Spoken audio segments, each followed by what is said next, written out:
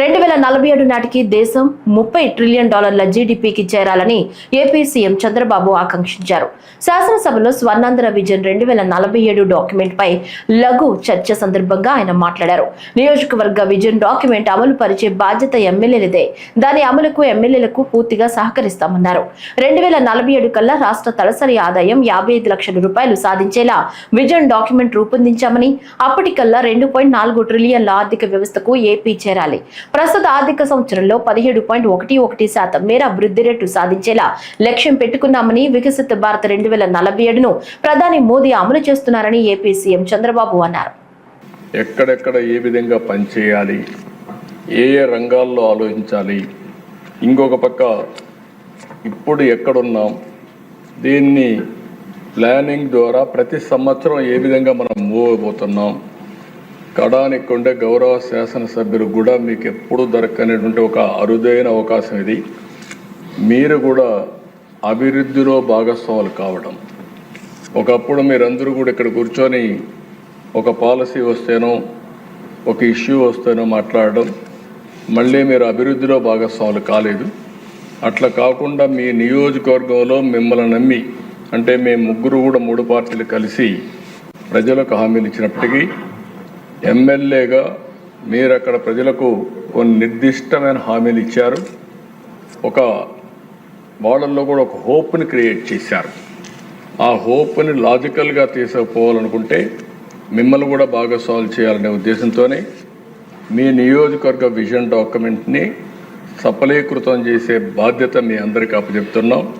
దానికి ప్రభుత్వం పూర్తిగా సహకరిస్తుంది. సద్వినియోగం చేసుకునే బాధ్యత మీ మీద ఉందని చెప్పి కూడా నేను మీకు తెలియజేస్తున్నా. నెక్స్ట్, నేను దిశ ఎక్కువ పోకుండా మీకు అర్థం కావాలి, రాష్ట్రంలో ప్రజలకు అర్థం కావాలి ఏం చేయబోతున్నామో, దీన్ని ఏ విధంగా చేయాలనో మీకు కూడా ఎప్పటికప్పుడు చేయూతనివ్వడానికి సిద్ధంగా ఉన్నామని చెప్పి కూడా నేను మీకు తెలియజేస్తూ, ఈరోజు మీరు చూస్తే అధ్యక్ష, అక్కడ నేను ముందే చెప్పాను, దేశంలో $18,000 పెట్టుకున్నారు. అంటే దగ్గర 18,000 అంటే మనం అనుకున్నట్టు మనమైతే 42,000 పెట్టుకున్నాం. అంటే దేశంలో పర్ క్యాపిటా ఇన్కమ్ $18,000 అయితే ఇక్కడ ఆంధ్రప్రదేశ్లో $42,000 పెట్టుకున్నాం. అంటే జిఎస్డి పర్ క్యాపిటా ఇన్కమ్ 55 లక్షలు రాబోయే 47కు సాధించే లక్ష్యంగా ముందుకు పోతున్నాం. జిఎస్టిపి మీరు వచ్చినప్పుడు దగ్గర మీరు చూస్తే అధ్యక్ష 308 లక్షల కోట్ల రూపాయలు జిఎస్టిపి ఆదాయంగా పెట్టుకున్నాం. ఇది జరగాలంటే 15% సంవత్సరం మనం అభివృద్ధి కావాల్సిన అవసరం ఉంది.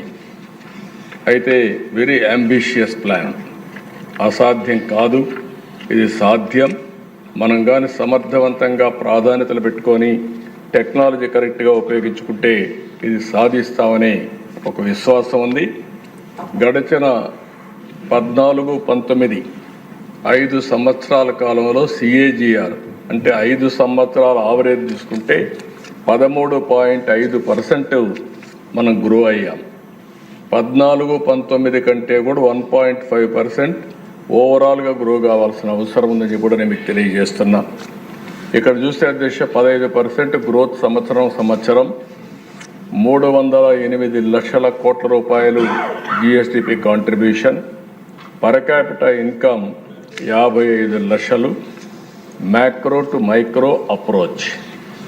ఇక్కడి నుంచి రాష్ట్ర స్థాయి నుంచి అన్ని డిపార్ట్మెంట్ల నుంచి లాస్ట్ మైల్లో ఫ్యామిలీ వరకు ఇంటిగ్రేట్ చేయాలనేది ఇందులో ప్రధానమైన లక్ష్యం.